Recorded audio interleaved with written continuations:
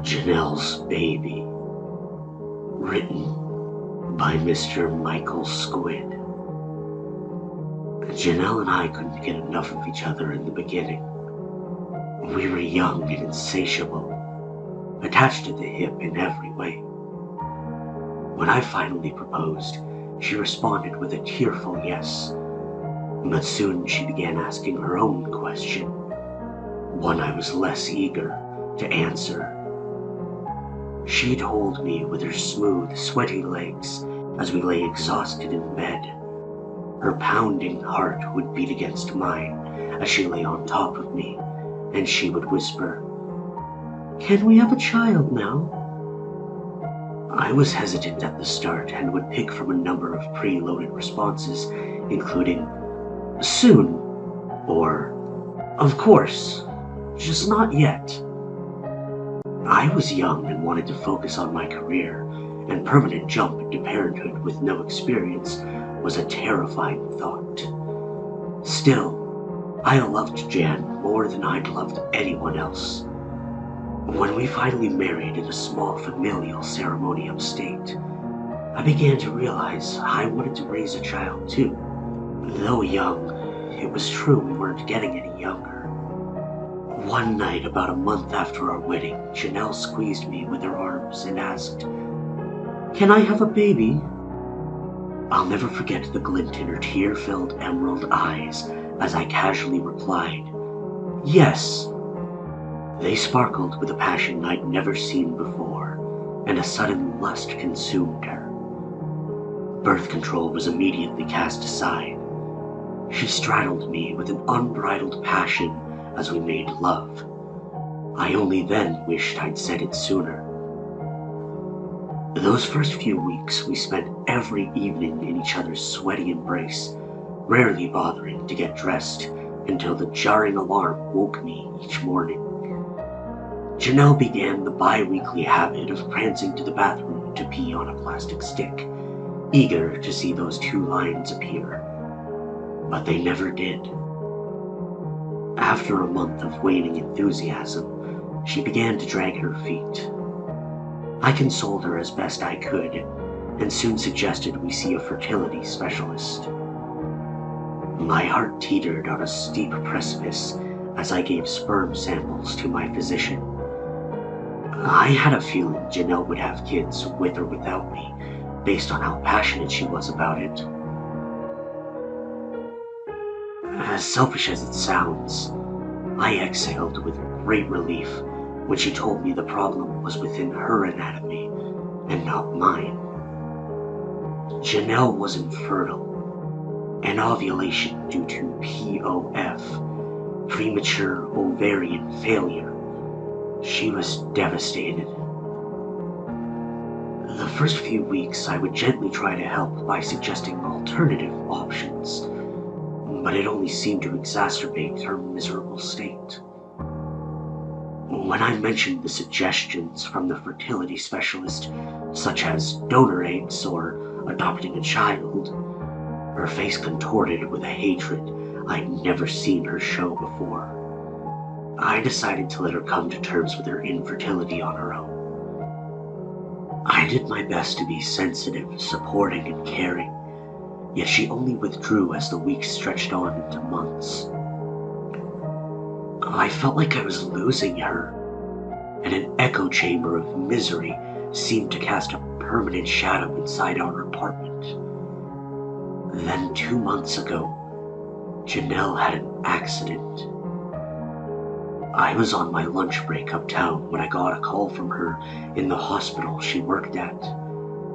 She assured me everything was all right.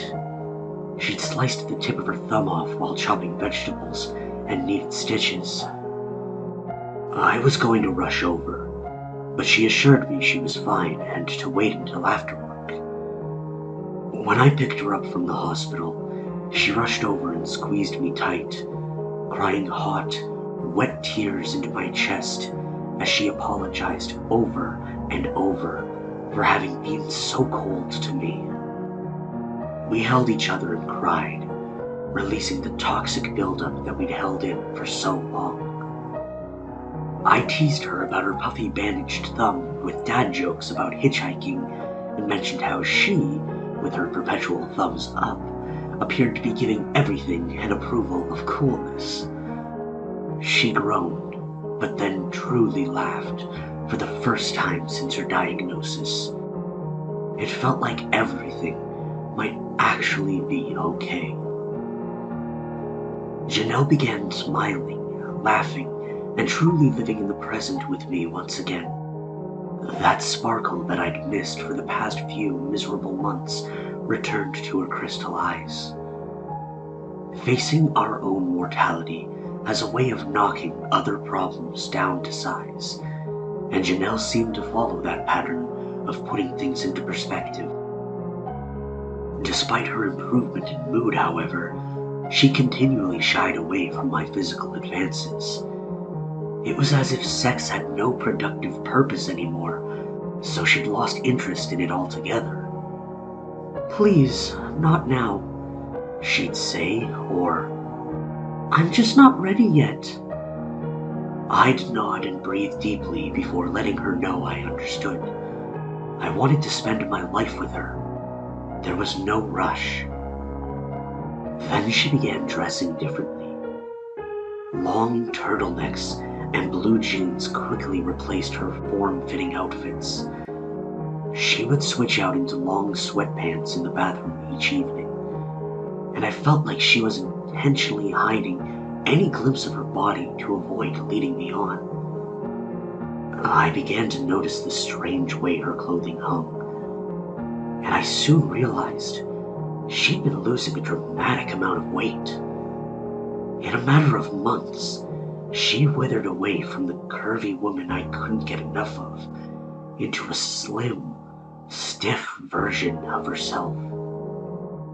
I began to spend more time at work, focusing on getting the raise that my employer dangled before me like bait.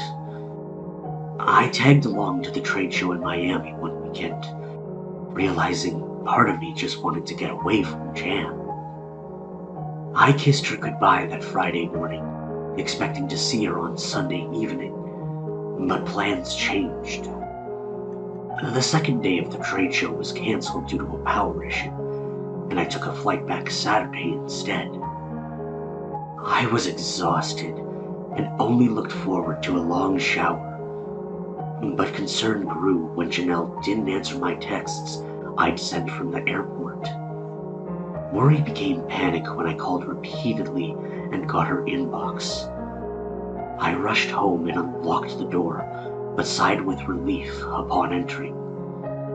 Jan's coat was on the chair and the shower was running. "Jan, honey? I'm back a day early. Everything okay?" I called to her, but the hiss of the shower seemed to drown out my voice. "Honey?" I called out and walked over to the door. My dress shoe slipped on the floor, and I fought to remain upright. I looked down in confusion to the spattering of red on the floor I immediately knew was blood.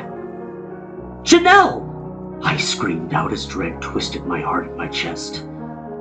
I turned the knob and flung open the door, my gaze following the blood trail to a serrated kitchen knife on the tile floor. Above it, sitting naked on the lip of the bathtub, was Janelle. I then understood why she'd stayed covered up from head to toe around me for the past few months.